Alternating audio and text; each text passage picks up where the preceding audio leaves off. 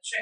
અમદાવાદ જિલ્લાના સાણંદમાં વિરોચનનગર પ્રાથમિક શાળા ખાતે કન્યા કેળવણી અને શાળા પ્રવેશોત્સવ કાર્યક્રમ યોજાયો। રાજ્યભરમાં કન્યા કેળવણી અને શાળા પ્રવેશોત્સવની ઉજવણી થઈ રહી છે, ત્યારે અમદાવાદ જિલ્લાના સાણંદમાં વિરોચનનગર પ્રાથમિક શાળા ખાતે કન્યા કેળવણી અને શાળા પ્રવેશોત્સવ કાર્યક્રમ યોજાયો હતો।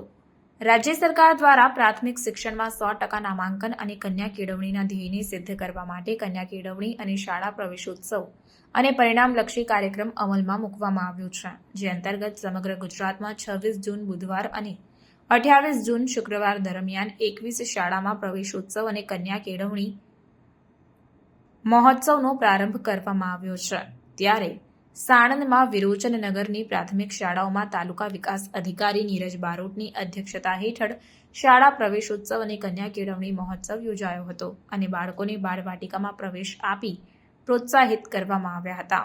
આ અંગે તાલુકા વિકાસ અધિકારી નીરજ બારોટ, પૂર્વ જિલ્લા સદસ્ય અજમલભાઈ બારડ, તાલુકા સદસ્ય લિયાકત ખાન, સરપંચ હિતેશસિંહ બારડ અને આરિફ ખાન પઠાણ, પૂર્વ સરપંચ અનવર ખાન પઠાણ, ગામના આગેવાનો, શિક્ષકો, વિદ્યાર્થીઓ અને વાલીઓ તેમજ ગ્રામજનો સહિતના લોકો ખૂબ મોટી સંખ્યામાં ઉપસ્થિત રહ્યા હતા અને આ કાર્યક્રમને સફળ બનાવ્યો હતો।